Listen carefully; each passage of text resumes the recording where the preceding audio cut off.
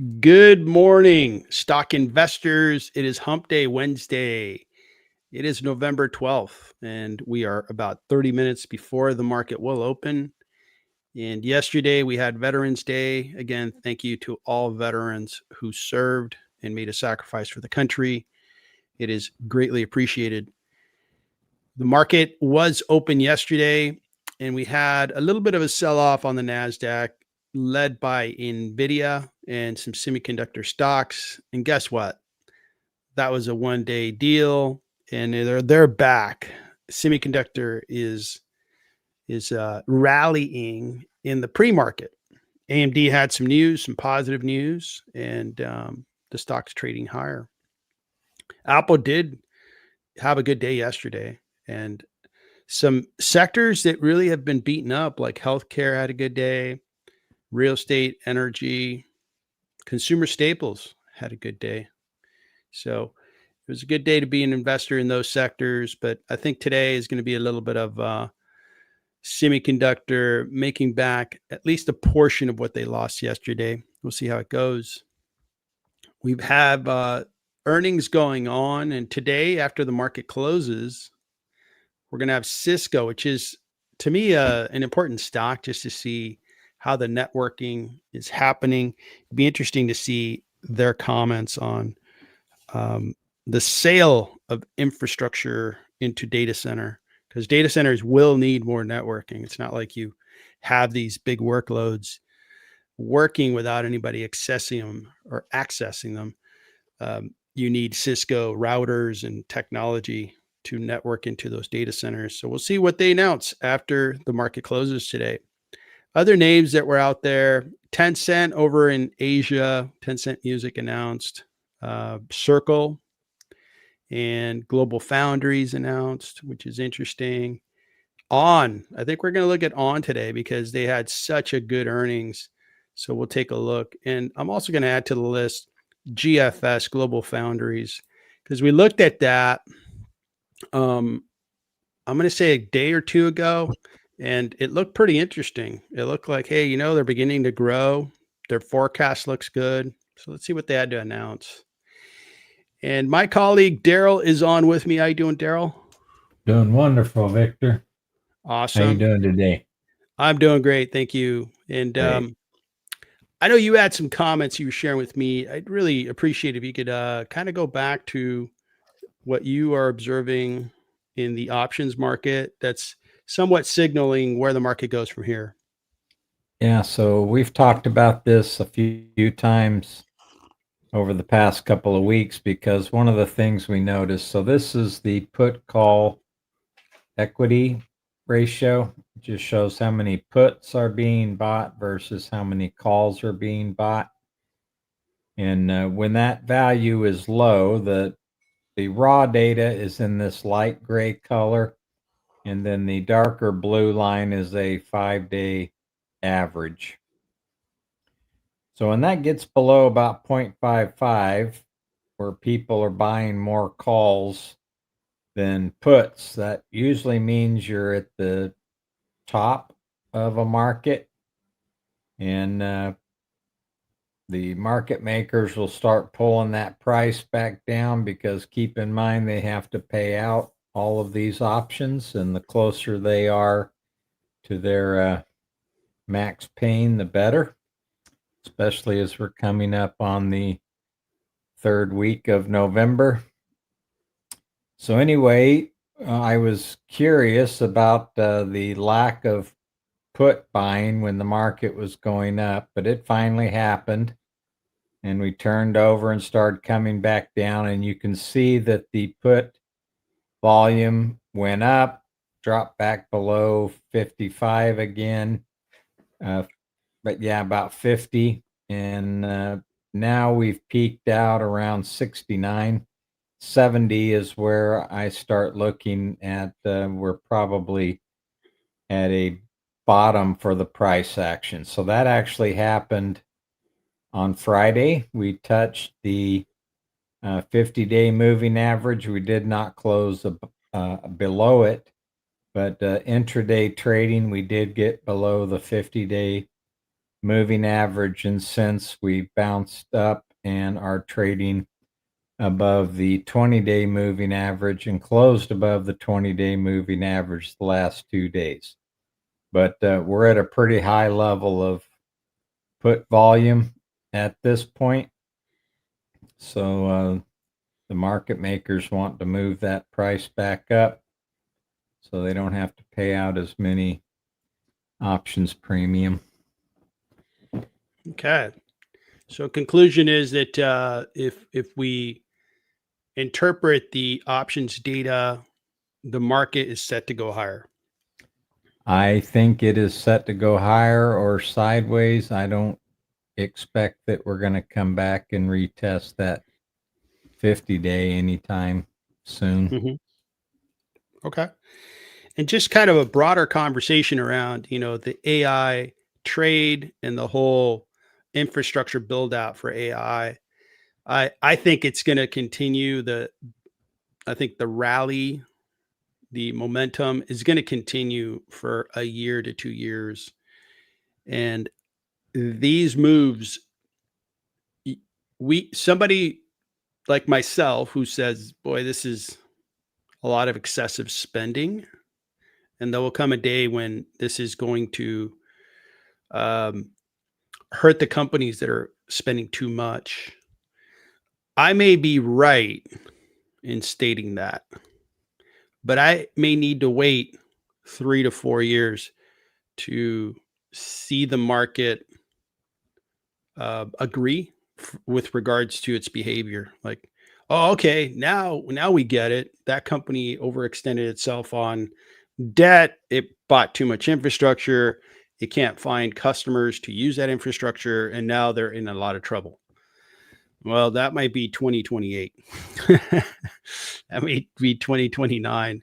So it's something that is likely not going to affect my investing plans in 2026, but I do want to keep an eye on it. It's almost like knowing that, hey, I bought this car on a lease and I'm going to trade it back in a couple years. I'm not going to, improve it a whole lot. If I could do it, I'm going to make sure the tires, I take care of the tires. That way I don't have to buy new tires between now and the time that I turn it back in on a lease.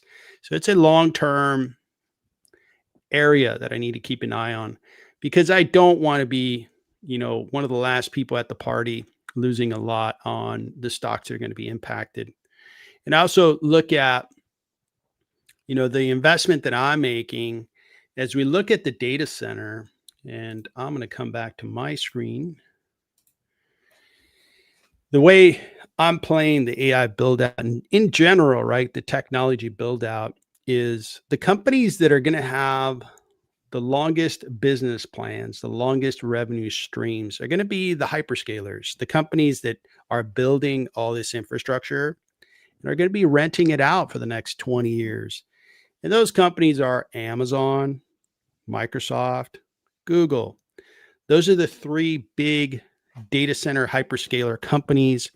They create these big data centers and they go out to big companies, name the company, whether it be Airbnb if you're doing a short-term rental, Uber if you're taking an Uber ride, you name it. If you're going on Roblox for your kids to play video games, all that's running in one of these hyperscalers. So I'm buying into those hyperscalers because I think they're going to make money now, are very well diversified. So if we do have some pain in 2, 3, 4 years, those guys could weather it. Amazon can maybe take a hit on their cloud business and be like, well, we're not growing the cloud business as much as we'd like, but our e-commerce business is doing great. Our robo-taxi business is doing great. Our streaming business is doing great. And same thing with Microsoft. They have other businesses they can lean on, and Google most definitely has other businesses they can lean on.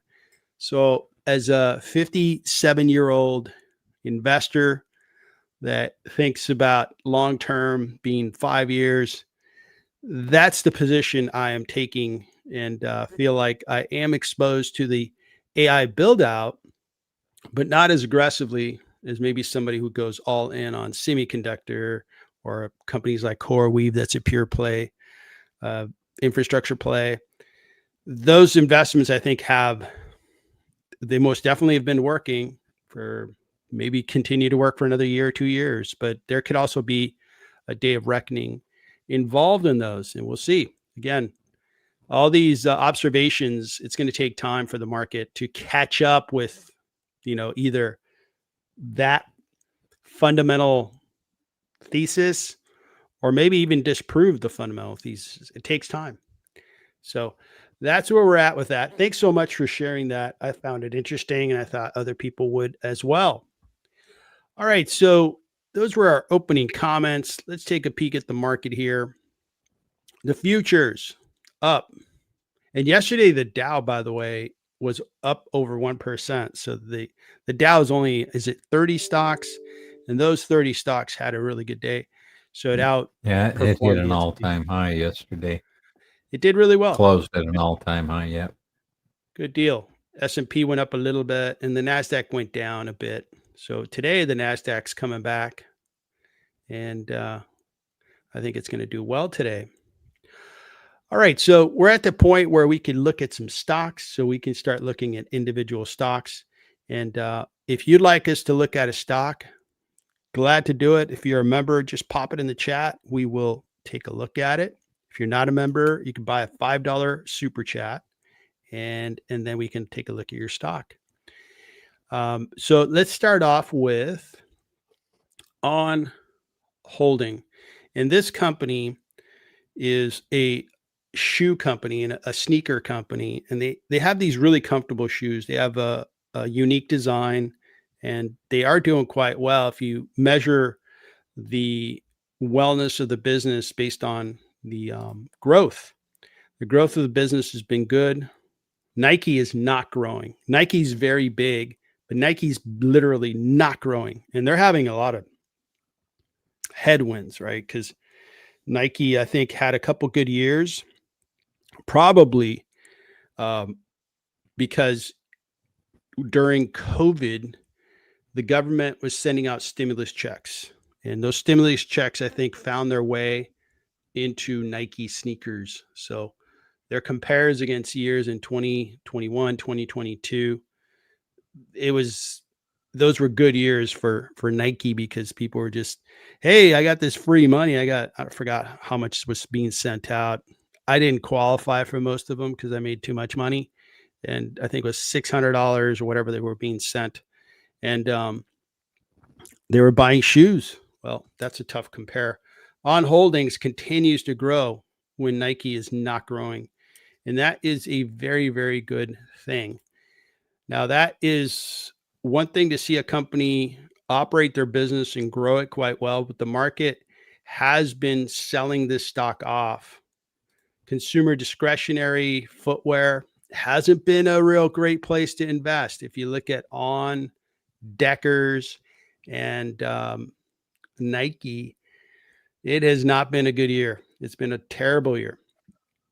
Now, today, On is up 24.6, and we looked at this stock 2 days ago, and our conclusion was business is doing well. The stock's really sold off, but man, it looks like a discounted stock, but when to buy it, right? So if anybody bought it on Monday, Tuesday, congratulations. You made a really nice return in a matter of 2 days. The market cap right now, as I speak, before the market opens, is 11.5 billion. It is soon going to be higher than that, because if you're going to jump up 24%, geez, you're going to be a $14 billion market cap company when the market opens. P ratio this year, 2025, is a little high, but next year, 23. Analysts do think there's a big discount available on this stock. And analysts, some of them feel like, hey, this stock can really go higher. They really like that growth. Even the worst price target out there has a price above 35, but we really should look at this 43 now, since it's going to open in 15 minutes at that price. When we look at the future, growth looks excellent. Okay. And the profit is going to really grow in 26, 27, 28. So that looks great. It's actually, if the stock price stays the same, the PE is going to come down, but I think the stock's going to continue to rally higher. And I'm going to be curious to see how Daryl treats his stock and how he treats a 1 day just spike in a price. How do you interpret that? Does that adjust your overall review of a company like this? But let's save that for a minute from now. Right. Overall, this company is doing well on the top line. I did update their valuation. Let's take a peek at that before I turn it over to Daryl. And it was discounted by 18%. So it's soon going to be priced at a premium. But that's with fundamentals that I haven't updated yet. I guess I could look at those fundamentals. And when we come back after Daryl looks at the charts, I'll show you my updated valuation. Take it away, sir. Tell us about ON Holdings and what the charts are telling you. Okay, so we looked at a auto resistance line, which had been tested 1, 2, 3 times, and it fell below that price a couple of days ago. We do have a downtrend line. We have a downtrending 200, a downtrending 50, and a downtrending 20. And they're going to open this morning above this downtrend line and above this 50-day moving average. So the last price I saw on them was about 43. So that's going to put them about right where I have my crosshairs. They are really oversold at the moment, and the PBO is negative, has been negative since the 24th of June.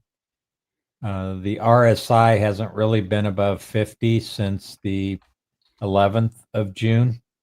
It's currently oversold, and it has had a lot of distribution over the past 3 or 4 months, and the money flow has also been negative. So if you own this and you're getting a 24% pop this morning, one of the things you're going to have to watch for if you don't take a little bit of profit, because I think some people will be, is does it close above this 50-day moving average on Friday? So give it till the end of the week. If it continues to close above this 50-day moving average on Friday afternoon, then I think you probably have a company that can battle higher.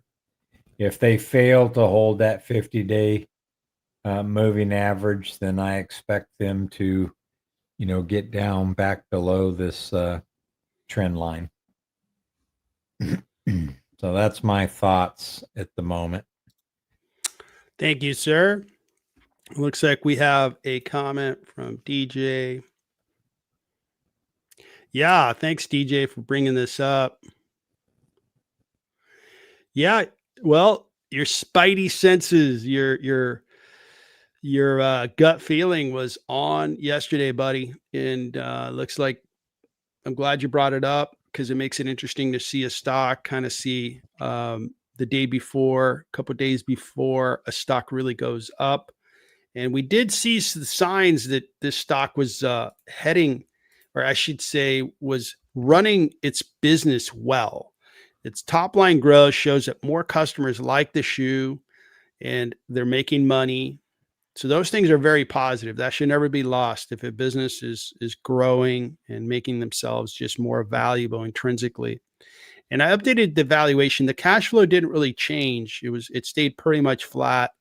The change that I made was the PE ratio. I moved it to 24 because I think they do deserve, based on their growth rate and their projected growth rate on the forecast.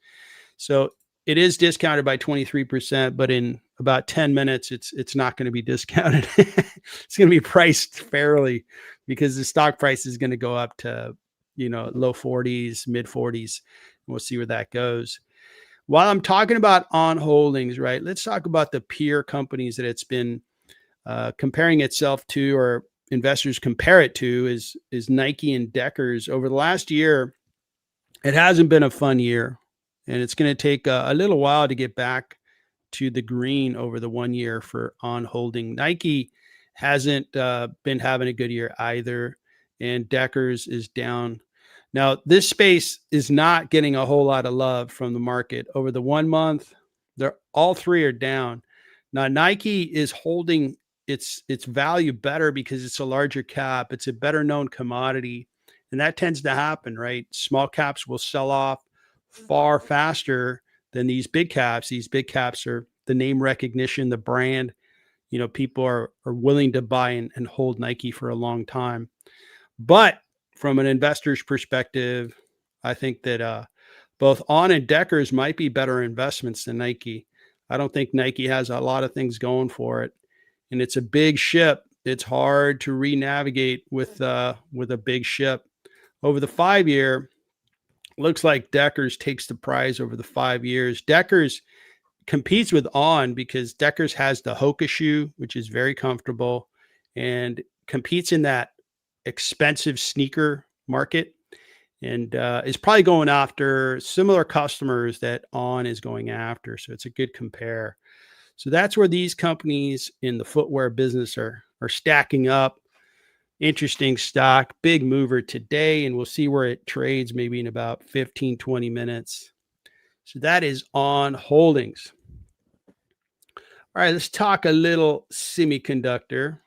It is having a good pre-market, and Global Foundries announced their earnings before the market opened. The stock is up 4.57. We looked at this stock we looked at it this week, either yesterday or on Monday, and it looked interesting. And the reason for it is, what price the stock is being sold compared to its fundamentals is one of the key decision criteria that I use. And I think a lot of long-term investors do as well. And this one here has not been participating in the big semiconductor rise. What does Global Foundries do? They are a foundry. A foundry, think of it a factory. Think of where they make things. And in this case here, they make semiconductors. This is, in a way, comparable to TSM. TSM is the world's foundry. It operates in predominantly Taiwan, but TSM is building a foundry. It may be operational in the US, and Global Foundries is a US-based foundry, and that's what they do. Now, this hasn't been a super success story because it just hasn't been growing. But when we look at the forecast for Global Foundries, it has a pretty good forecast. It's going to be growing quite a bit in the future. So that caught my attention. After having some tough years and kind of being a company that is not appreciated, maybe the company's kind of setting itself to do far better, and the market conditions can really help it. I mean, semiconductors are in high demand. Semiconductors made in the US, super high demand because the current president would like to see more manufacturing done in the US. So these guys, I think, are in a pretty decent spot. And I thought this one was a pretty good idea. Let's see if we've got the latest and greatest quarterly information. Look at that. Stock analysis. Good job, stock analysis. They've got their data in here. And FYI on stock analysis, as you guys know, I've been using stock analysis for a couple of years. Feel that it's a really good platform to get my data because they don't posterize the website with ads and all this craziness. So I really like it. I'm actually a subscriber. If you'd like to be a subscriber, they are offering up a discount code, and I put it in the chat. You get 10% off, and I do get some credit if you use my referral link. So if you want to be a subscriber to it, go for it. It gives you a little more access and gives you more data. And I think some screens you have to be a member for. And I've gladly been paying a subscription for a while because I find value from it. Back to Global Foundries. So this is what they announced. The revenue declined. Okay. Well, that's not good. They increased their revenue in Q1, Q2. And what is surprising, all kidding aside, is that semiconductor space is exploding. Like demand's coming out of everybody's ears, and they're only growing at less than 3%. So what happened? What are you in the wrong markets, or what's going on? Their profitability isn't the greatest either.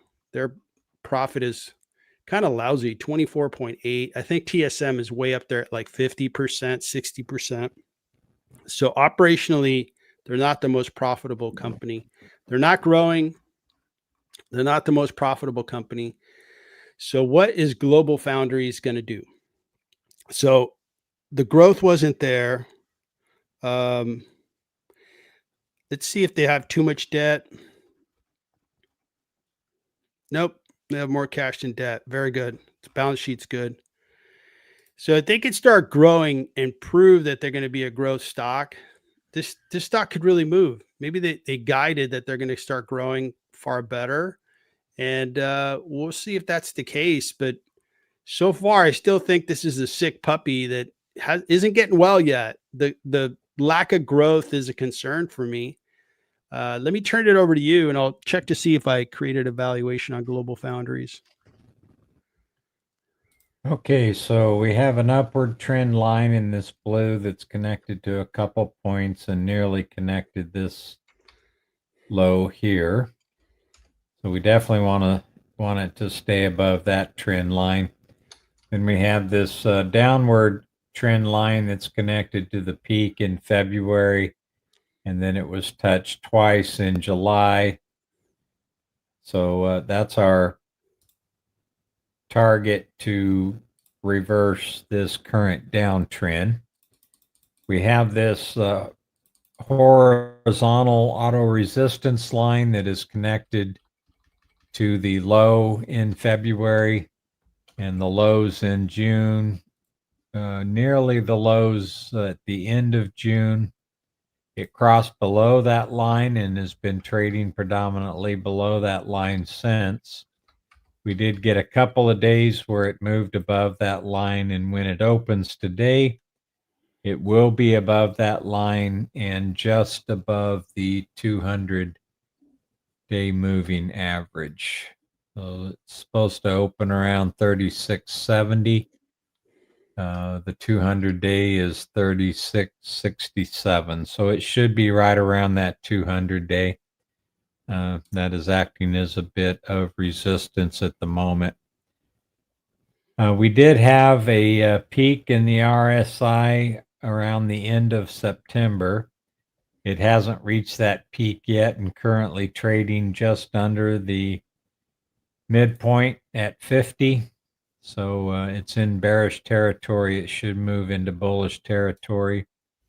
The PPO is positive, but we had a negative crossover at the beginning of November, and it's been in negative money flow for quite a while, except for looks like one day on the 7th of November. There were some net buyers stepping in, although it was a down day, and overall the volume was below the average.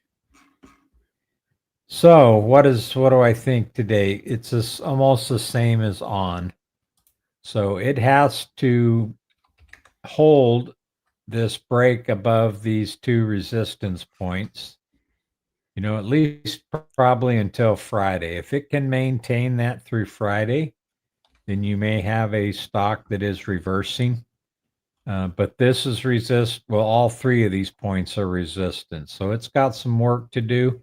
If it can hold it till Friday, then we may have a stock that is starting to reverse. If it can't hold that, then it still has a lot of work to do. Thank you, sir. All right. So I am working on the valuation of Global Foundries. I used Taiwan Semiconductor, TSM, is kind of like the starting point. kind of take you through that. I updated the free cash flow. The free cash flow was $1,112,000,000. I'm going to give them the benefit of the doubt and say, hey, they're going to grow by 10% on that free cash flow because their growth forecast looks good. And when we do that, we've got a stock that is discounted based on its cash flows by 55%. Now let's take a look at their forecast for earnings per share in 2026, and I'll update that information. So that is going to be $1.98. It's going to grow above 20%. So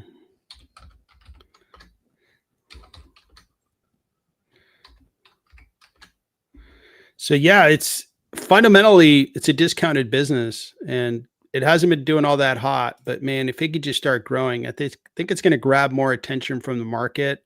Its fundamentals are there. So not a bad idea as an investment because the market hasn't done much with it. The one thing I don't like about the company is its margins are terrible. If you compare it to TSM is far better when it comes to margins. The margins with TSM are terrific. So that's where we're at with Global Foundries. And let me show one other thing on the chart that I forgot to mention. I thought about it while you were speaking earlier and then forgot to mention it. So these gray and red bars are the price by volume. So what you can see is the gray bar at this price range between 36.71, 38.64. That's where most of the buyers were over this 1 year range. You can also see that's just about the price that it's actually opened now. Yeah, it is 8:30. I don't see the price changing here yet, but there may be some sellers here. So in addition to this being resistance, the 200-day and this negative trend line, we also have some buyers that had bought and had been underwater for a while that may be looking to get out. So that's probably a fourth point of resistance here. So I just wanted to bring that up. Yeah, thanks. Yeah, the stock has opened higher. Okay, it did open above that resistance line, but below the 200-day. Okay. It opened below it and then trading below it now. And ON has opened at 21% higher, $42.58 as I speak. So a good day for ON holding stockholders. Looks like Falls Grave is on. Good to see you. You'd like to look at ALMU. Let's take a look at ALMU.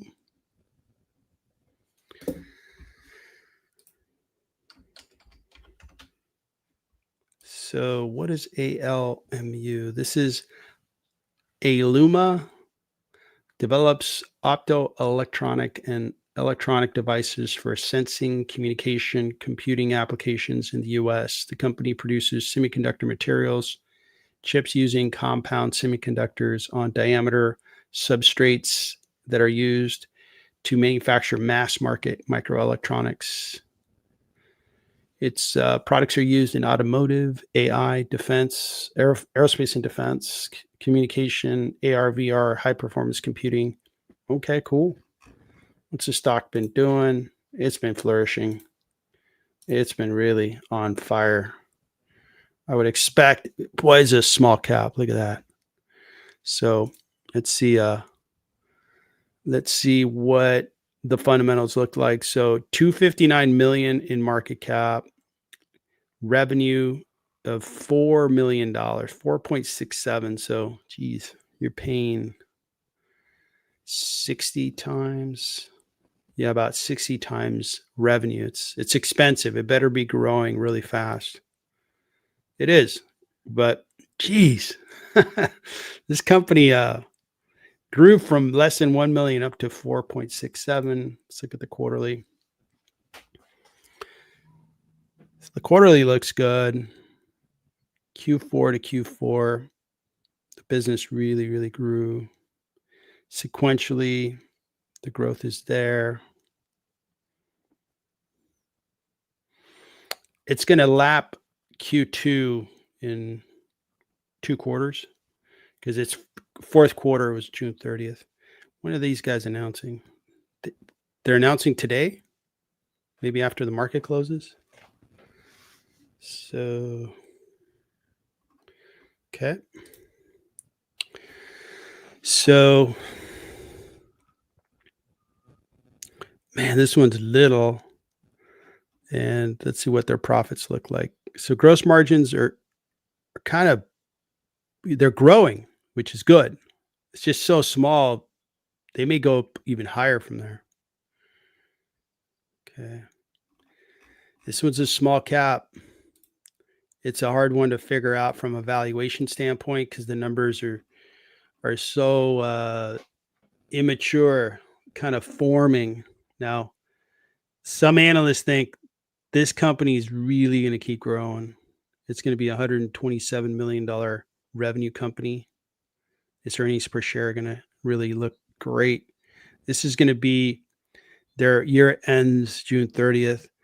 The year that ends June 30th, 2029 is going to be a boom year. If that's correct, this might be a real good stock, but the market is paying attention to this stock. It's really seeing its stock price grow, and it's a small cap. This one's not my cup of tea. Just not enough fundamental data there for me to be an investor. I can't do a valuation because it doesn't have positive free cash flow, so I'm going to end up with a 0. Its earnings per share is too far out there. And 2 analysts cover it. Who are the 2 analysts? What is their story? More analysts are, participating in the forecast. So these guys are all 5-star. That's good. They're all saying price target at 25, 25, 25, 26. We are at 14. Man, this one here, it's not my investment because I've seen that, the stock price has gone up. It could go higher, most definitely. But if you're seeing this sell off over the last month because small caps will be treated poorly, quite harshly by the market if there's ever any kind of correction. If there's a correction in semiconductor, these guys are going to get slammed. So for that reason, I'm out. I'll be a spectator. Somebody else will have to make the investment because it's a different lane of investing. It's a different type of investing. If you're going to be a growth investor purely on growth, you have a different mindset than compared to mine. Mine's more fundamentally based. So thanks for asking. This one's a really interesting stock. I have done well with Astera Labs, which has been a phenomenal rate of return. It's similar to this, but it has fundamentals. It has fundamentals I can get my hands around and look at and value. If this guy starts becoming an Astera Labs, man, I want to be a part of it. But it could fade, and that's what I'm afraid of. So what do you think of ALMU, and how long have they been around? So they've been around for a while. So they're tiny, like almost 0 revenue, and they've been around for a while. And finally, their product is beginning to sell, or maybe they finally got a product that they could sell. But what do you think of this stock? Well, the 50-day is declining, the 20 days declining, the 200-day is increasing. They did test the 200-day line 4 days ago.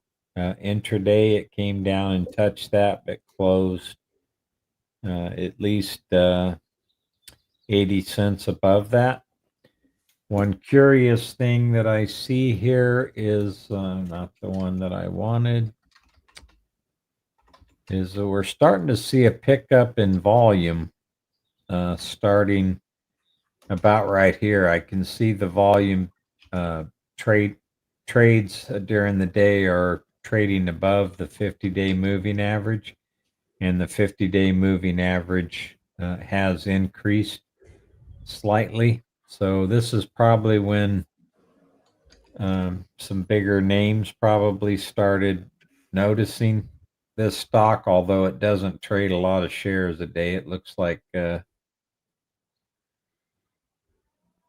couple 100,000 a day. So it has been on a decline since the beginning, end of July. One other good thing that I see here is notice the RSI value. It got oversold and looks like it got up to about 84.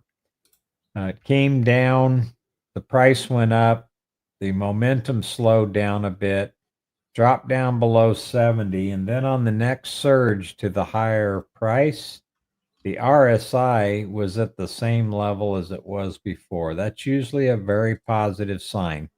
So you had higher prices and the momentum was exactly the same as it was at this price level. So that's usually a good thing to see. We have not seen that repeat since the second week of July or so. It is currently trading. The RSI is at 40, PPO's negative. Money flow has been negative for most of the past year, and the accumulation is at a low basically for the past year. But if you start seeing another run above this 50 RSI, it did stall out at 62 here, but if it gets above 50 and it can break above that 62, then you might be onto something here. If it fails to break out above that, then you can probably expect some sideways movement for a little while. Thank you, sir. And interesting. And these small caps, I haven't done great with small caps. Some small caps have been really rewarding, but some small caps have really punished me as well. So I'm careful with them. And the older I get, right, the less, I want to take risks on small caps. So I do own some small caps. I've done well with them. Some have kind of cost me money, but these larger caps, they're larger for a reason and they're more stable. Like I showed Nike against, ON and Deckers as an example. All right, let's move forward and take a look at Tractor Supply. Tractor Supply is a little bit like a Home Depot, and probably a smaller catalog, probably more for people that are buying stuff for the homes, a lot of consumer packaged goods stuff, some feed for their animals and so forth. And you could also buy clothing. All right, cool. I haven't been in a Tractor Supply, but understand, I mean, I'm in a Home Depot, geez, every month. And that's what we have here in Southern California. We don't have a lot of Tractor Supplies in the city, right? I think they're more of a rural kind of retailer. So that's cool. It makes sense. Let's take a look at what their fundamentals look like. They are a $29.6 billion market cap company over the past year, flat, 5 years. Pretty good. Coming out of COVID, it made sense because I remember COVID created a big spike in home improvement because people had more discretionary income because we weren't paying money on gasoline. We weren't using our cars. We weren't going on big fancy trips anymore because we weren't allowed to. We'd go down the list, right? So you had a little more discretionary income and you're like, hey, well, I'm going to make my home a little nicer. I'm going to make my yard nicer. Speaking for myself, boy, we started gardening big time, my wife and I, and really enjoyed it because it was something we could do. And I think Tractor Supply may have benefited from the change in behavior that I certainly observed. So that's why they really cranked out of the COVID years. But what is going to help them going forward? Most definitely, they're going to see a bump because of the holidays, right? You have Christmas coming around and a lot of gift giving. But I can't see anything else. So let's keep going. Let's keep going and see what the revenue is going to look like and so forth. P ratio 26. Okay. Forward P at 24. They pay a dividend of 1.67. All right. Analysts think it's discounted to some extent. They have been growing year over year, and the quarterly looks pretty good. Pretty good for the last 2 quarters have looked pretty good. 7% growth is good for this business. The other thing I'm curious about is their margins. And free cash flow looks good, 952 million. So I'm going to note that. So their gross margins, they're a retailer, 36. And I wonder what Home Depot's gross margins are. They are profitable, very good, and they do generate some free cash flow. So these numbers are not like A+ numbers. These are like, okay, it's a retailer. We know what they do. Probably a hardy business. They're in the suburbs, and they're probably going to keep their clientele. I know that some retailers do well because if I could avoid going to the big boxes like the Home Depot or the Costco's of the world, which is, it's kind of an event when I go to them because it takes a while to get in. Probably Costco being more of a pain than Home Depot. These smaller retailers, especially where maybe they operate in rural areas where Home Depot isn't going to be as available as much as in the cities. These guys probably do well, and they're probably going to keep doing well with their customer base being loyal. The gross All right, margin on Home Depot is 33, so they're pretty right there. equivalent. Yeah. So 19 analysts cover them. They think on average they're discounted. And the forecast is they're going to keep growing. That looks good. And I wonder, these guys most definitely are importing a bunch of stuff. So if we have a reversal of the tariffs, which the Supreme Court is looking at the laws and to see if the president has the authority to have tariffs, and it may be a situation where they're like, yeah, he didn't have the authority, so you got to return all the money back to whoever imported. Would these guys receive a big check from the government? Maybe. That might be a surprise, a positive surprise. So, all right. So this looks like a healthy business. Not my favorite industry to invest in, but let me turn it over to you and I'll do a quick valuation on Tractor Supply. Okay, let me talk a little bit about dividends. You mentioned the dividend yields around 1.64. Their annual payout is about 92 cents for the forward. They have a payout ratio of 43.75, which is pretty good. Here's what's really exciting about Tractor Supply. If you're a dividend or income investor, over the past 5 years, they've grown their dividend at 25.7% on average year over year for the last 5 years. They've been paying a dividend for 14 years. So if we look at the dividend history, what they do here, why is that 23 cents and this is $1.10, $1.03? So they raised it 7 cents that year, 11 cents that year. I don't know what's going on here. I don't think they cut their dividend. So from a dividend perspective, if you're a dividend growth investor, they're looking pretty good. I'm going to add an auto resistance line to this because I see that it's currently trading where it has found resistance and support many times. So I'm going to put it here. I'm looking at 2 years worth of data. It was resistance. Let me save this. And I can use my cursors to help me out. So this is 2 years.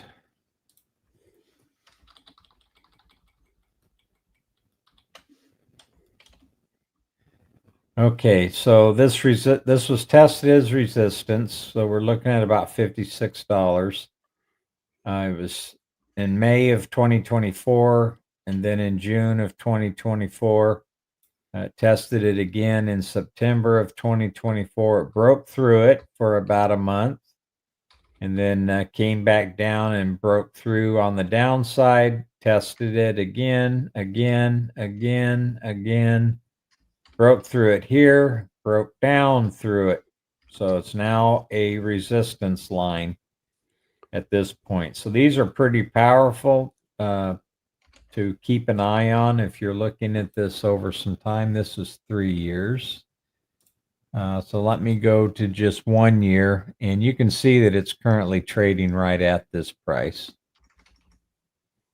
You do have a downward sloping 50-day. The 20-day has turned upward, so it was declining, but is turning upward. The 5-day is moving a little bit higher. Got to be careful with this candle here. So we got back to about $55 yesterday, and this candle looks like it could turn into a bearish engulfing candle, which would mean you'd have some downside pressure over the next couple of days. The 200 is pretty much flat. The RSI did get above 50 2 or 3 days ago, but it is turning back down. The PPO is in bearish territory, but you did get a bullish crossover, looks like 4 days or so ago. You've had some distribution since about the second week of September. Reached a bottom here, and over the last week has been increasing. But the money flow is currently negative, and it looks like it's turning lower today. So there's actually a little bit of distribution going on today. So if you like this one for the dividends, I think it's a great dividend payer and grower. So if you're into that, this one is definitely a good one to have because the price doesn't really move around too terribly much. Compared, it ends up coming back to this price fairly often. Thank you, sir. And I completed evaluation on Tractor Supply, and I think the stock. Okay, the stock's not exciting. Growth is okay. Margins are not great. They do carry some debt, $5.7 billion, which brings down their value in my book. And based on cash flows, this stock is priced 31% too high. Based on earnings per share, it's discounted by 14%. I put greater weight in cash flows, so it's actually priced 15% too high. This isn't the right stock for me. I'd rather see a better growing stock with a higher dividend, with more fundamental value offered to me if I buy the stock. So Tractor Supply would be a sell for me. It wouldn't be an investment that I would make. So thanks for asking about Tractor Supply, and thank you for the super chat sponsorship. Appreciate it. We've got another request from Magical Self. Good to see you. You want to look at C Limited. It was an interesting situation with that stock. Before I jump there, let's see what's going on with the stock market. All right. Whoa. Hey, what's going on here, stock market? NVIDIA is down a little bit. AMD is up. Apple's down. Palantir is down. Google down quite a bit. Good day to buy Google for me. Good day to buy some Meta. I've been buying Meta. Market keeps discounting Meta. I keep buying. Amazon's down. So my three amigos are down. I own these three stocks. So I'll be buying all three today if it holds up here right after the stream. And we've got healthcare having a decent day again. Whoa, United Healthcare. What happened here? Whoa. What's going on with United Healthcare there? Looks good. Look at that. AT&T. I think you own AT&T, right? Yes, I do. Very nice. Very nice. Well, 1.87 higher. That looks good. So that's interesting mix of stocks. Let's take a look at where the indexes are. The NASDAQ is down a bit because those big cap stocks are down. The small caps, and it's kind of early, but the small caps are doing well today. S&P is up a little bit. The Dow, look at that. The Dow is having 2 good days in a row. That's good to see. Looks very good. Peyton, the Astera's down, huh? We're going to take a look at that. See where that's at.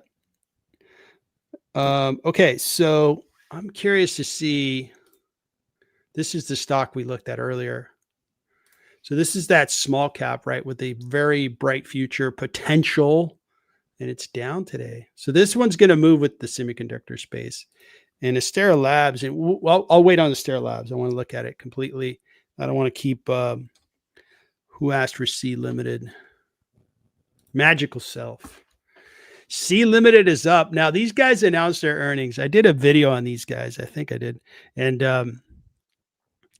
I love their earnings. I was impressed. Top line growth, profit, everything was there. And the stock sold off. It's like, what? What happened there?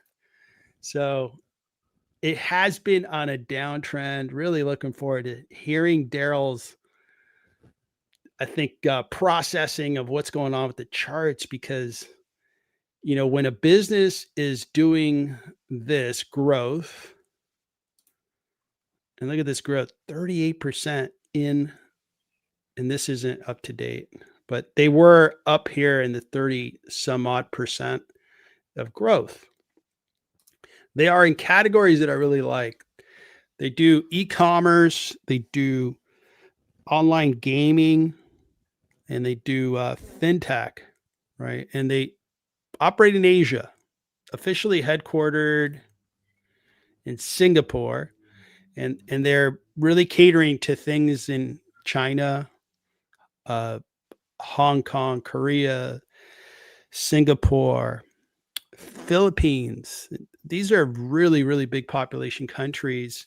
India, and they're growing really well. So the growth is really good. Top line, cash flows are excellent. Balance sheet's great.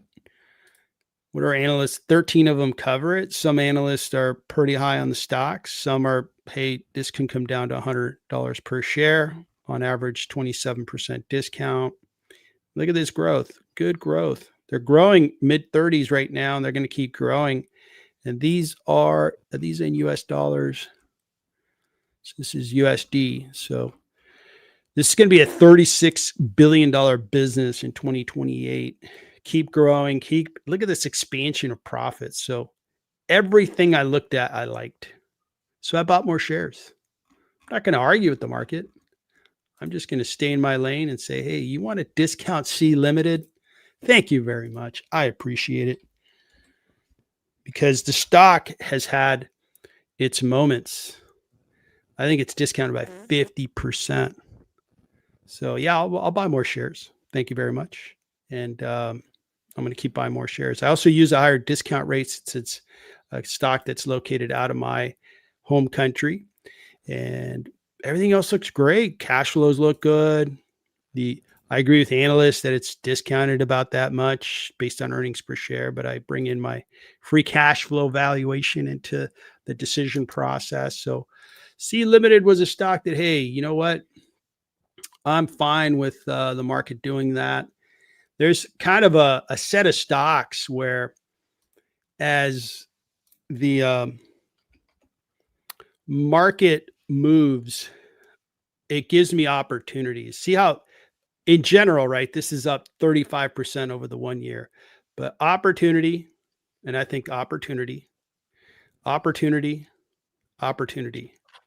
if we look at other stocks, and I'll use Meta because actually, let me see. Yeah, Meta.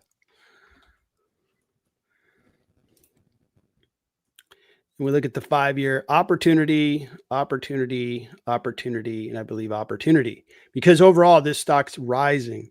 So there's kind of a set of stocks where, hey, I've got a very comfortable position fundamentally with the stock, and I'm willing to buy like Astera Labs when it's discounted, because in general, this has been a really good performer, especially if you bought during this, run up. It really cranked up higher. I'm sitting on like more than 100% appreciation on Astera Labs over the course of less than a year. So volatility is not a bad thing. Volatility is a good thing. If on a set of stocks that I feel really comfortable with their fundamental valuation and I'm very comfortable investing in. Let me kick it over to you. We are talking about C Limited and love to get your thoughts on the charts. Okay. So I put a trend line on here because things have somewhat changed since the beginning of 2024. So it looks like they went public in 2017, traded pretty much sideways, went on a huge run up to 372. And that lasted until the end of 2021. Then it went on a big decline for 2 years, got down to its bottom, and then we've started this trend higher. So I'm going to go back out to just 2 years. So I've connected to this low we saw here in January of 2024, and it's connected to the April 7th low. It has fallen out of this trading range. And then I just made an exact copy of that and drug it up to the top, and we're connected to several of these tops here. And then I made another copy and just put it somewhat in the middle, just so we can see where the middle of that trading range is. So over this 2-year trading range, it did fall out of that range on about the 17th of October. Let me go into just 1 year. The 50-day is declining. The 200-day has been increasing and is still increasing, it looks like. The 20-day has been on a decline since about the third week of September. Yesterday was a big volume day, looks like about 3x the normal.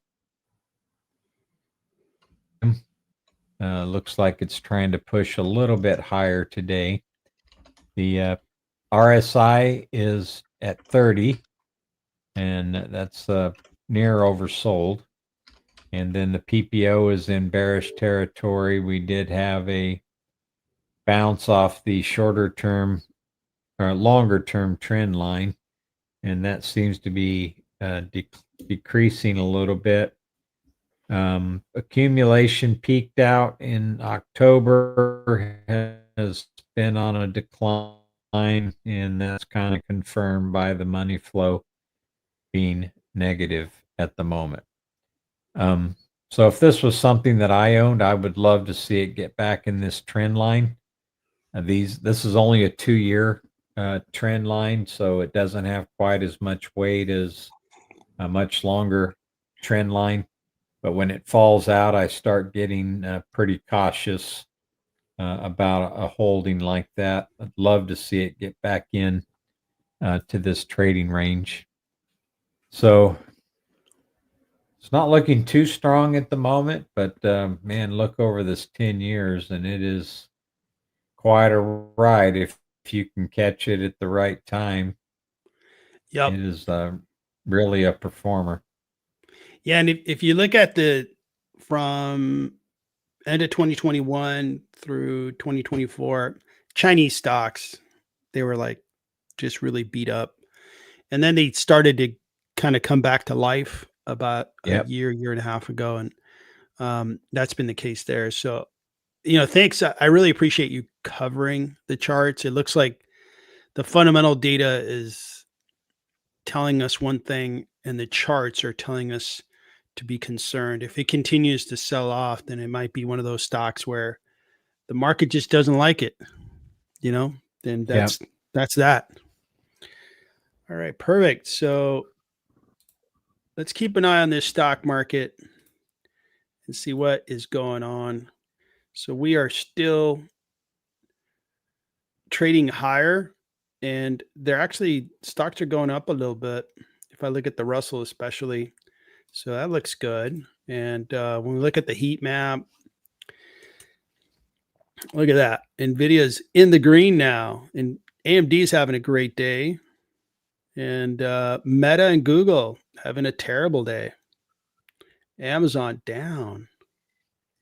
So what's the story that's driving these guys down? And Microsoft's down. So the big hyperscalers are down. Interesting. There's a lot of green out here. It's just not the big stuff that's green. That's okay. That's why the Russell was looking good. Man, I am compelled to look at UNH. I'm going to put UNH at the bottom of the list. All right, let's move on to another request. Astera Labs came up. Let's take a look at that. Astera Labs is like a rock star stock. And not necessarily that it's super popular. It's just like, man, it goes on stage and plays guitar and it sounds so wonderful. And then after the concert, it goes out and gets plastered and wrecks a car. And this stock here, the volatility is just insane sometimes. You know, it goes up, down. But in general, this thing, if you picked it up at the right time, you're sitting on a big gain like myself. And I own my stocks. I don't buy any more shares. We'll see if it's gotten discounted, by the way, because that's a pretty good drop. And let's take a look at a couple of things and tell you why I bought Astera Labs real quick. So $26 billion market cap. These guys are riding the big data center build out. They do a specific data chipset that helps in fast communication between clouds. So if a company has a workload in AWS and they need to have data go from that workload to a workload they have at Microsoft Azure, Astera Labs is probably involved because they make very fast communications between data centers. And these guys are growing like a weed. Man, they are growing fast. Look at this growth. So it's really hard to find growth like that while the company is making gobs of cash and margin, 75% margins. Cash flow is really high. So this is a very rare situation. High growth, high profit, high cash flow. Sign me up. So I bought my lot of shares and I took a gain. So right now I'm playing with the house's money. I've already gotten my entire capital outlay into Astera Labs back. I still own shares and I'm just going to ride it out. Just going to see where this stock takes me. To some extent, if something horrible happens with the business, then I'd probably sell. But Astera Labs looks interesting. They announced on November 4th. Let's take a look at their valuation, and I'll kick it over to Daryl, who's probably going to have his hands full with a company like this. It has volatility like Astera Labs. So Astera Labs right now is priced 16% too high. As mentioned, at certain points, this stock was really overpriced. So I took gains. I sold out of a third of the position. It gave me back my entire capital investment in Astera Labs. And now I'm playing with the house's money. And it's getting close. Would I buy Astera Labs at fair price? Probably. Would I buy it at a discount? Absolutely. But I'm not going to buy it at a 16% premium. So I'm going to hold tight on Astera Labs and just watch it. It is down because it tends to trade with the semiconductor trade. But don't be surprised, especially if we're seeing our friends over at NVIDIA come back higher, and they are going higher. Don't be surprised if this trades and it ends up in positive territory today, because it's a very volatile stock. What do you think of Astera Labs, Daryl? Yeah, so it has been on a downtrend since the end of September. It's currently trading below a 21-day EMA, which is downward sloping. The 50-day is downward sloping. The 200-day is increasing. The RSI is below the midpoint at 39. PPO is in bearish territory. Max accumulation happened right around the 2nd of October and has been on a decline since, and that corresponds to the money flow being negative. So, yep, it is a very volatile stock. You just got to catch it at the right time. And I would also say, you know, you need to believe in this space, or at least what these guys are doing, because, you know, if you think, hey, they're going to be around for the next 5 years, which I do, and I think, hey, these guys are going to be worth a lot more because they're just a necessity, knowing where clouds are at, you know, like public infrastructure and how businesses are outsourcing all their infrastructure. So I am bullish on that space, and I picked up a good stock, so I'm gonna stick to it and see where it takes me. Are you done, sir? Yes, I am. Thank you. All right. So I was going to do a quick update on Astera because I noticed that I was a little bit, the numbers had aged a little bit. So we're at cash. Let me take a look at cash and update that. They have all cash on their balance sheet. So that improved a little bit. All right. And then what are analysts thinking? So analysts think it's discounted by 10.7%. And the earnings per share got better as a forecast. So it's still a little, it's actually their valuation's now 21% premium. So it's not a sell for me. It's a hold, strategic hold. Hey, I hold 3 semiconductor stocks: Astera Labs, ASML, and Qualcomm. And I'm good with those 3. So I'm going to keep holding this one. All right, let's keep moving. It looks like the market is moving around a bit. Nvidia's back down. And it's interesting to see these big players kind of get hit today. Interesting. All right. So next stock up is going to be HNGE. Hinge Health focuses on scaling and automating the delivery of healthcare services. The company leverages AI-powered care model, wearable devices, access to clinicians to deliver evidence-based care services for musculoskeletal conditions. It primarily serves self-insured employers. The company was founded in 2012 in San Francisco.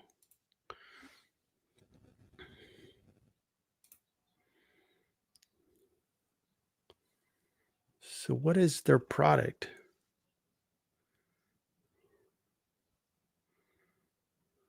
So virtual physical therapy.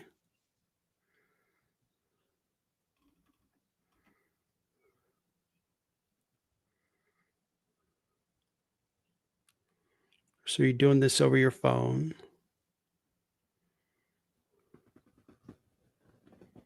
Then you were in some wearable devices. Okay.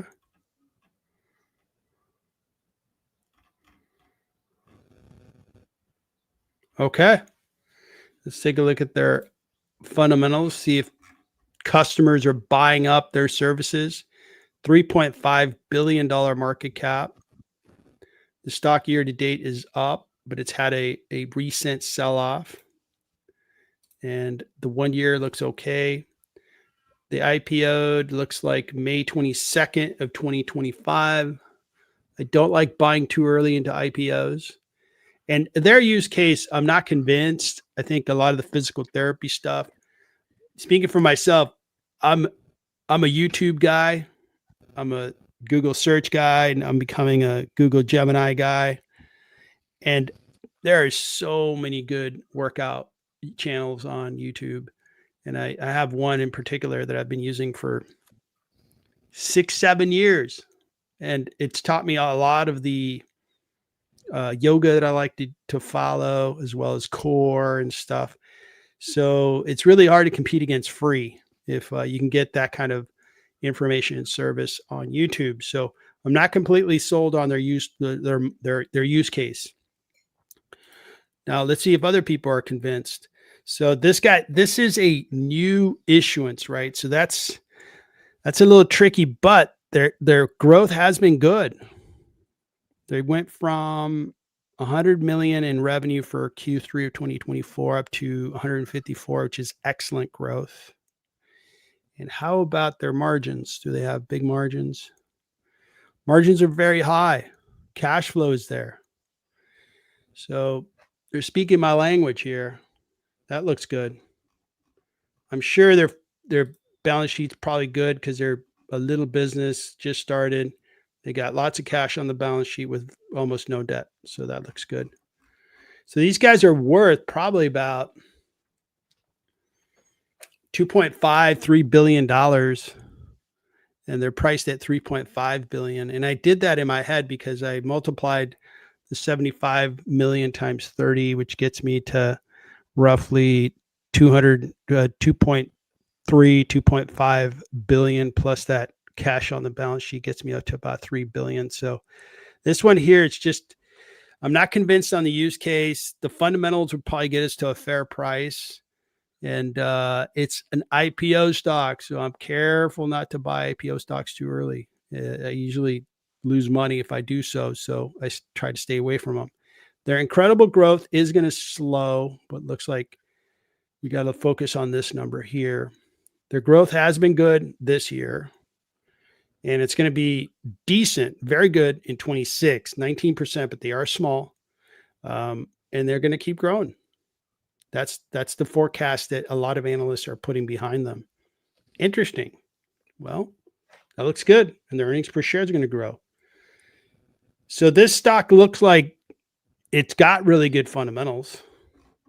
Where are they listed? Are they listed in healthcare? Okay. All right. And again, their price chart,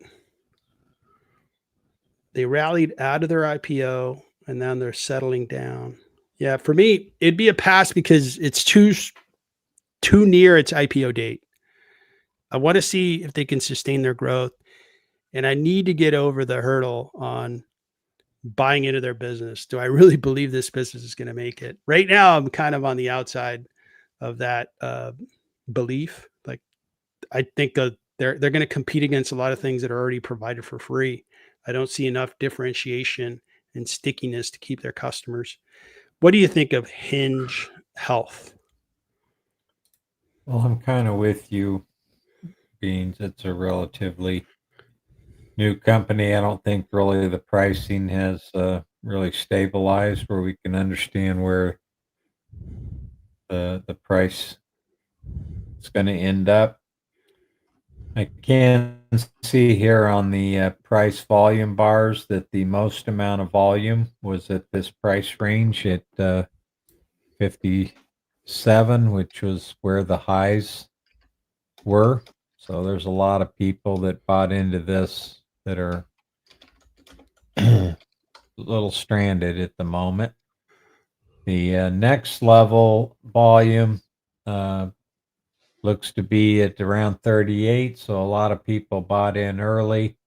And then we have quite a few buyers just above where it's trading today. So that tells you where buyers are positioned as far as where they bought. The 50-day is downward sloping. The 21-day EMA is downward sloping. The 5-day is downward sloping. So it's definitely got some momentum to the downside. We had some big volume days, 3 in a row. One was a up day and 2 down days. And then after that, it's all been under the average volume. The RSI is currently sitting at 36, so it's in bearish territory. PPO is in bearish territory. Accumulation peaked out on this big buying day on November the 4th. And since that time, it's been selling off. So this one, the price just need to get some more data on where it's going to settle in as far as price. And it does have negative momentum at the moment. Yeah, and most IPOs, they just don't they don't pay off. So I wait a year, 2 years, get more data, get more earnings announced, and then I make decisions. So Magical Self, I'm going to put EFX. We'll take a look at EFX. And that is Equifax. And we've got a lot of action on the chat today. Equifax is number 6 on the runway for ready for takeoff. And Mike, no problem on Meta. If it keeps dropping, I keep buying. And I think long-term Meta is just going to be a really good stock. And Falls Grave, we got JD on the list. All right, let's keep moving. Zeta came up, and Zeta is a stock that I decided to sell yesterday. And the stock's been really volatile, and nothing wrong with that. But I decided just to start to consolidate my holdings in AppLovin, which is their competitor and is really the leader of the pack. So this Zeta is discounted. It's up nicely. I think this one could benefit investors, although the stock hasn't been, really confidently picking a direction, so to speak. And I think I'll let Daryl kind of speak to the charts because he could do a better job. But this is not convincing me as much as AppLovin. So that's why I decided, hey, let me concentrate into AppLovin, and I moved over to AppLovin. I still think Zeta is a discounted stock. It is discounted nicely. They're doing a nice job. They're growing their business.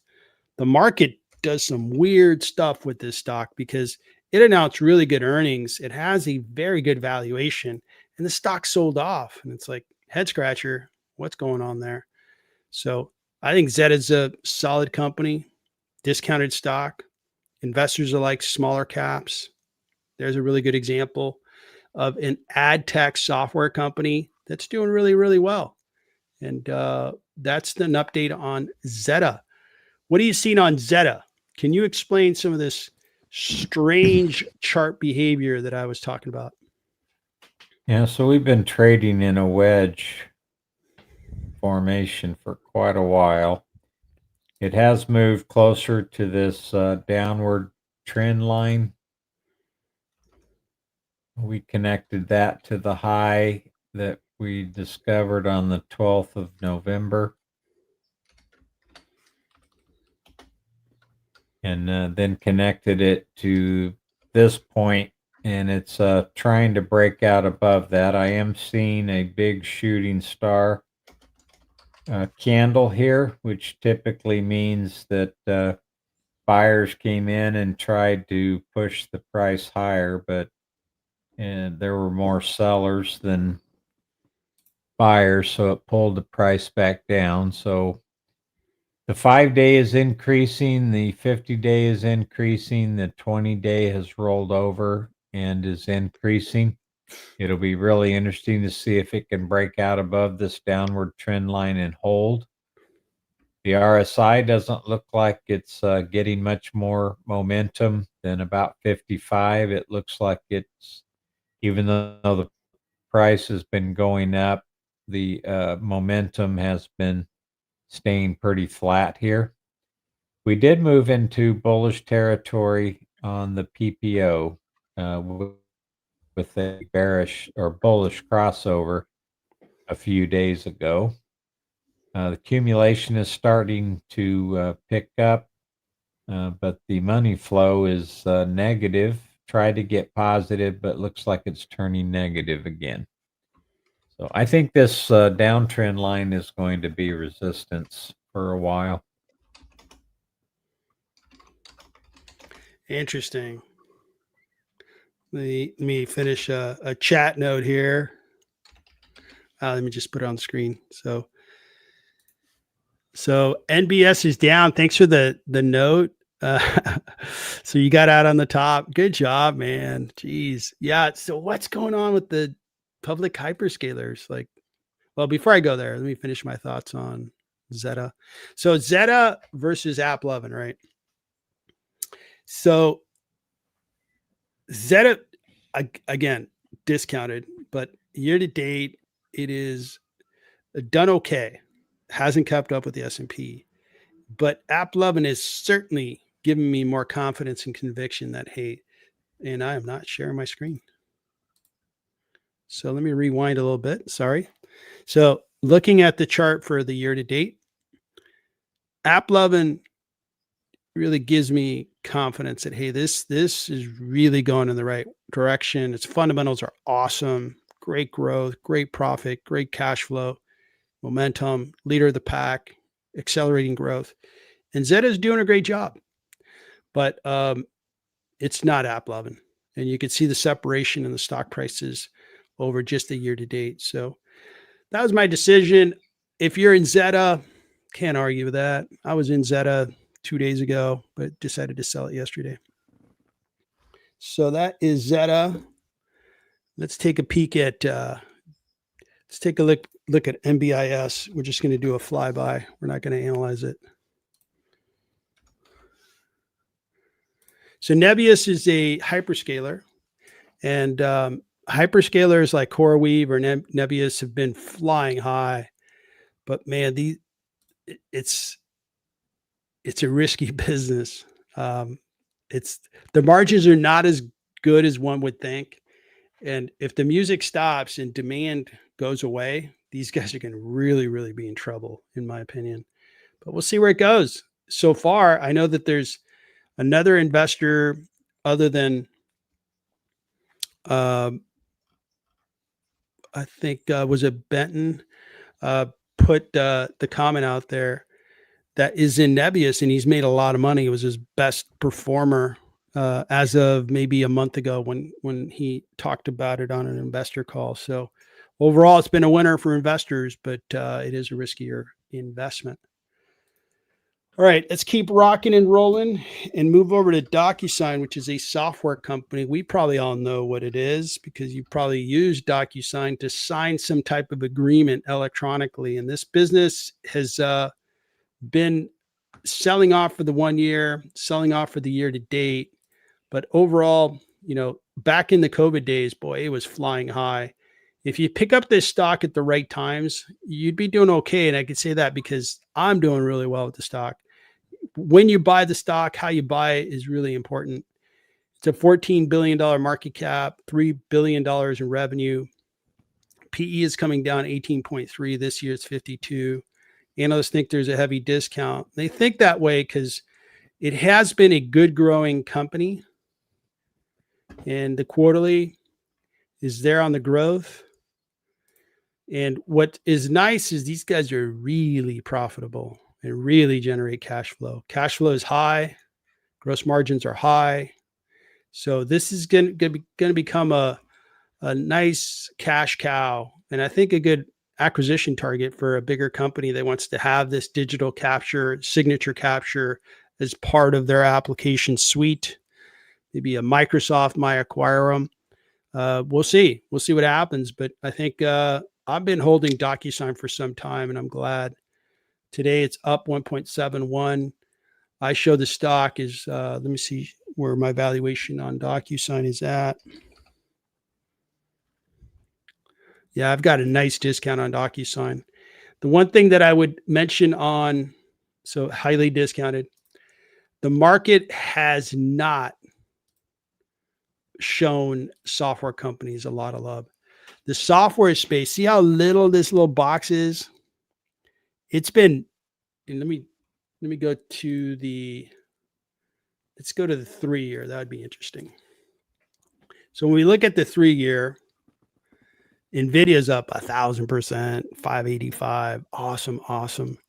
But you see Adobe's down. CRM's only up 56. So you see that this space here hasn't flourished with the rest of the space because the market has said, well, the data center is where all the action is going to be, and it's left the software space behind. and it's left companies like DocuSign partially behind, although the fundamentals are great. It's having a decent day today. Uber's up, Salesforce is up, Adobe's up, Intuit is flat. But that space there, I believe, has a list of companies that are nicely discounted, and they're really nice businesses, high margins, high rates of free cash flow. All those things are positive. So I like that space. What do you think of DocuSign, Daryl? Well, this one I think will really boom when the rates get low enough where refinancing and new mortgages really take off. But let's go out. So at least a year, we can see it's been on a downtrend. I thought we had reviewed this one before, but I don't see any annotations on a chart. So yeah, we'll just draw one across here so we can connect those 3 points, and then we can come back to just a year and see where it is in relation to that. So I need to move it up just a little bit. It's not in the right spot. I'll move it. So that's only connecting 2 points.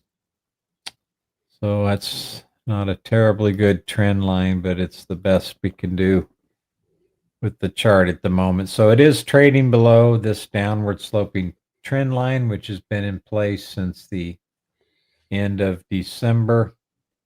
It's been trading sideways since the beginning of October. This must have been an earnings day, if I was guessing. It was down 12% on that day. The 200 day is down sloping. The 50 day is down sloping. The 5-day moving average is down sloping. Interesting that the 20-day is actually increasing, sitting at 70.4, but it's trading below that for the last 4 days. The RSI is in bearish territory, sitting at 45. Hasn't really been in bullish territory since the day before whatever happened here, which I'm presuming is earnings. The PPO is in bearish territory. Money flow has been negative since a couple of days before this event on September the 30th. I think this one will start making a move once interest rates get low and we start seeing some more refinancing activity and also just mortgage activity. Yep. Yeah, I agree. And you know, something I bought a new car in September, and the dealer had me DocuSign everything at the dealership. They had this giant tablet and they read everything on the tablet. And then once we were done, they gave me a USB hard drive or flash drive, and they emailed me a shared folder access. So it's totally paperless, which is great because if you buy a car, old school was you'd walk away with like an envelope full of documents that you never look at again. Yeah. And then houses, right? I bought real estate, invested in it. Geez, you get like 2 inches of documents, and you're like, man, this is a lot of paper being thrown away. All right, so that was DocuSign. Let's talk a little EQT. EQT is an energy company focused on natural gas. And I completed a video for members that really looked at energy companies and looking at big companies like Chevron, Exxon, and I wanted to find a good investment that was really focused on natural gas. And I was kind of trying to put the whole expansion of electricity to data centers into the, I guess, the idea generator. And who's going to benefit from that? Well, if you're going to put a bunch of gas powered turbines to generate power, the natural gas producers are going to really win. So I wanted a pure play natural gas producer. I own Oxy. They produce natural gas, but it's not their sole thing. I own Chevron. They produce natural gas, but it's not their sole thing. So I ended up with EQT, and EQT has been doing really well over the 1 year, up 39%. So this one here has been a winner. And I did feel like, man, I'm buying into a winner, but I'm paying a little bit of a premium price, but it is discounted. And I started investing in it, and so far, so good. It is near a 52-week high, but it's for a reason that I think these guys have a very good position with their assets near these data centers, and their natural gas is being consumed. So that's my investment in EQ2. Very good so far. I'm sticking to it. I'm actually trying to buy more shares, but the market makes it a little tough. Every time it dips, it has a nice little dip up. Boom, I buy more shares. And I don't know that I'm going to be buying shares today. So that is EQT. Let's look at JD. That was requested. And JD is a Chinese stock. It is similar to Alibaba. Year to date, it's down. For the 1 year, it's down 19%. And JD is a $44.5 billion market cap company. This is a supply chain based technology provider that works within China. So it provides the supply chain software infrastructure for businesses to operate their retail organizations, logistics, and so forth. Their revenue, so 44.5, really low PEs. The revenue in 24 expanded by almost 7%. More recently, it's really picked up its growth. That looks really good. This is in the Chinese currency, which I believe is 0.14 is what we'd have to multiply this by. That's a pretty good size company, by the way. And 22.4 growth is excellent in the quarter. When we look at their profitability and how much cash flow they generate, their cash flow has come down. I think they're investing in their business, and they have low margins because they're providing a service. They're doing a lot to their customer, actually providing the logistics services. That's what's kind of kept me away from it being a JD investor. I'd rather be an Alibaba investor, which has really played out well. And these guys are profitable, but that gross margin is, man, it's hard for me to accept that when you have other alternatives like Alibaba and others. So 11 analysts cover it, and they think, hey, there's a pretty good discount available on JD. And they think the forecast is they're going to be a single-digit grower. So this is a decent investment with a very low PE, and they're going to announce, I guess, tomorrow. Let's see. Yeah, they're going to announce tomorrow. And for me, I'd rather invest in Alibaba. And Alibaba has, I think, fundamentals that are excellent, better margins. But this one here has a nice discount to it. Will the market buy it? I don't know. Alibaba, most definitely the market's been buying Alibaba. There's stories that support Alibaba quite a bit. Like they have a big cloud infrastructure business, and they will be the big cloud infrastructure provider for Asia, which is huge. So I like Alibaba for that reason. JD, I don't completely buy into their business model. I don't think it's a very lucrative, profitable business model. So I'm not a buyer of JD, but I think it's discounted. If somebody else is more of a believer into this supply chain service and believes in JD, good luck with it. The fundamentals support that this stock is going to be more valuable over time. So that's my review of JD. What are you seeing on the charts for JD? This is a chart I've never quite seen. A chart that looks like this one. Notice how many gaps we have every single day almost in the price. I've never seen a chart that gap like this so frequently. So That's the first thing I noticed. I'm trying to figure out why it would be doing that. Almost every day is a gap of some type. It is trading below a downward sloping 200 and upward sloping 50, but it looks like it's getting ready to level off. The 20-day is also declining. The 5-day is declining. RSI is in bearish territory. PPO is in bearish territory. Money flow was positive, looks like for part of a week, but it's starting to lose some steam at the moment. We have been on a decline since at least March of this year. So this is a strange looking chart. I'll have to maybe do some investigation about why it gaps up and down so much. All right. Thank you, sir. All right. Let's turn our attention over to Equifax. And Equifax does a lot of business services when they're hiring somebody. It could do background checks and give you data on that person.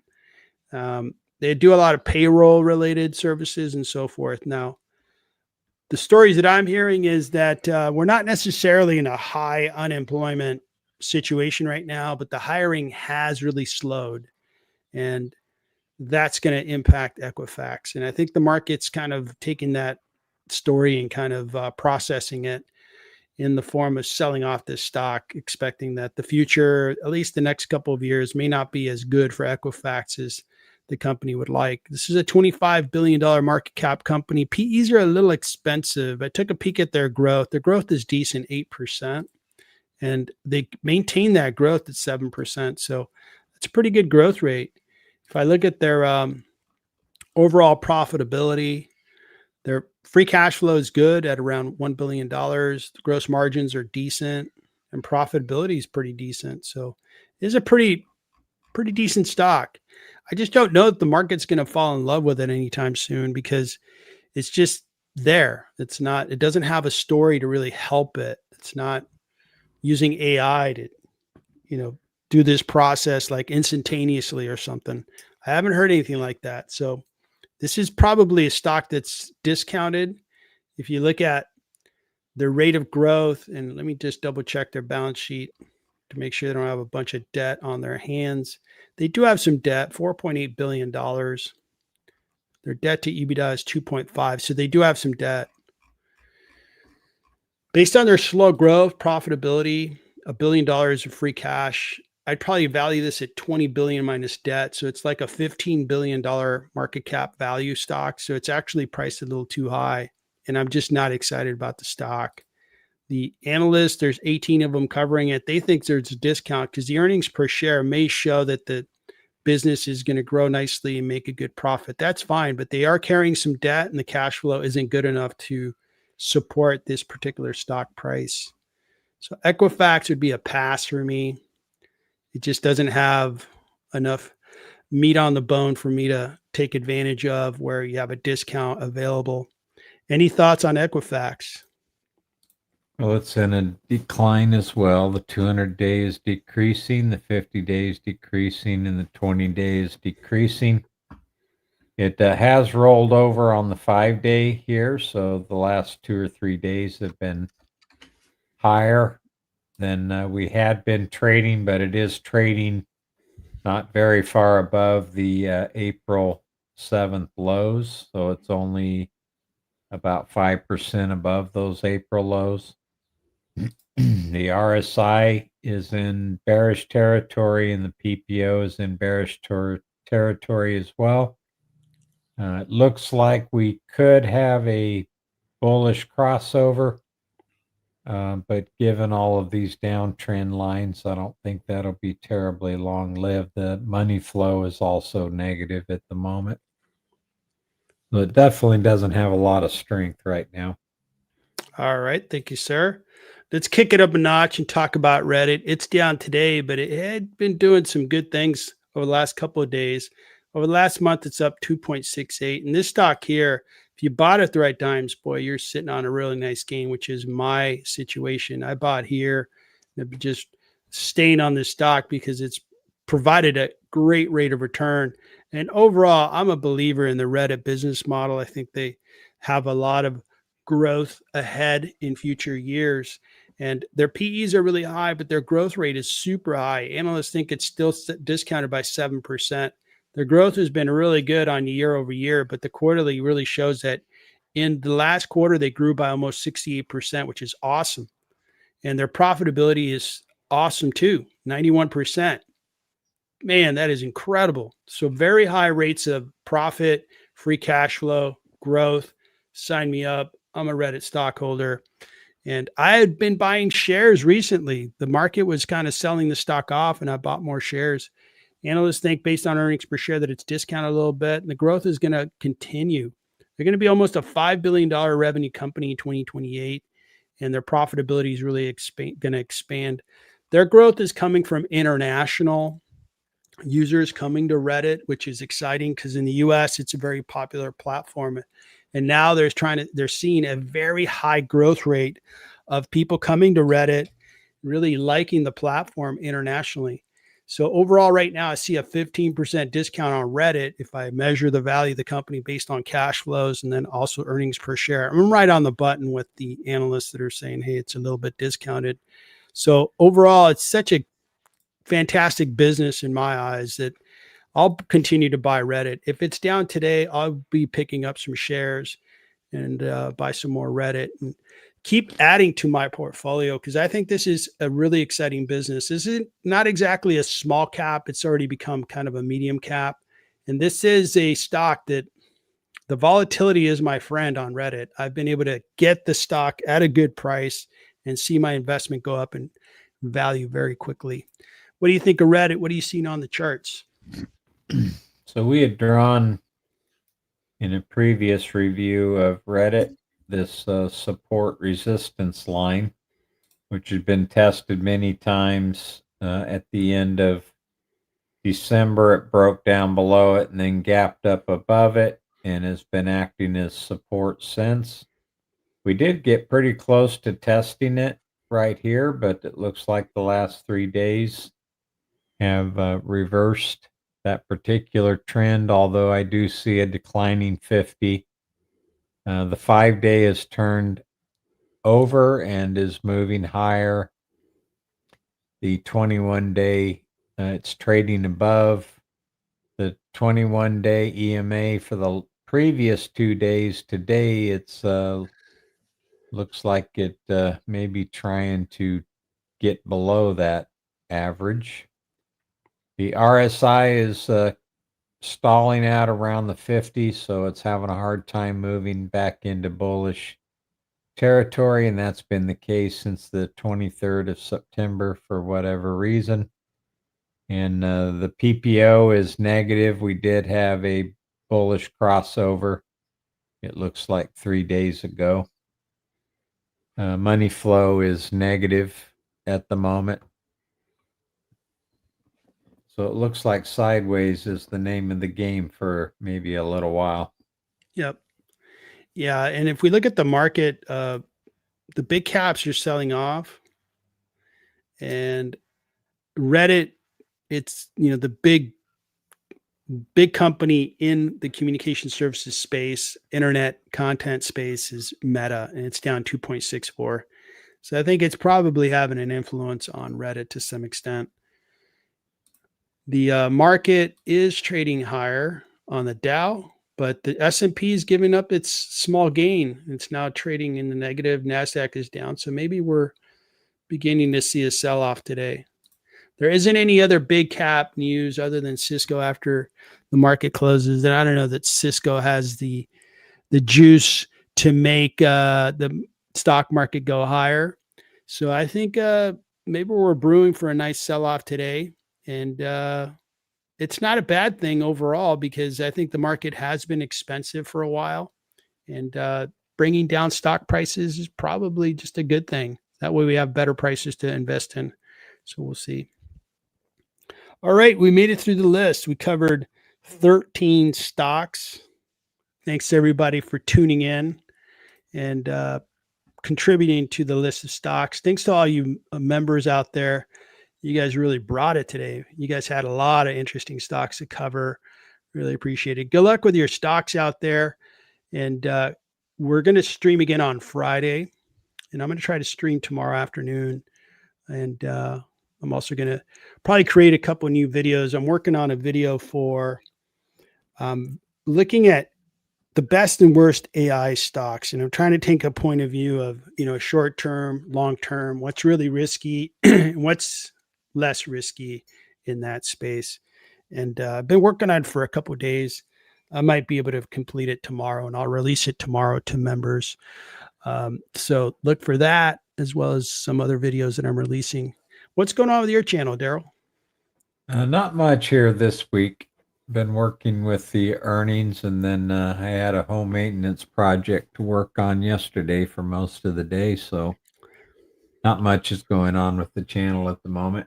I hear you on the home improvement.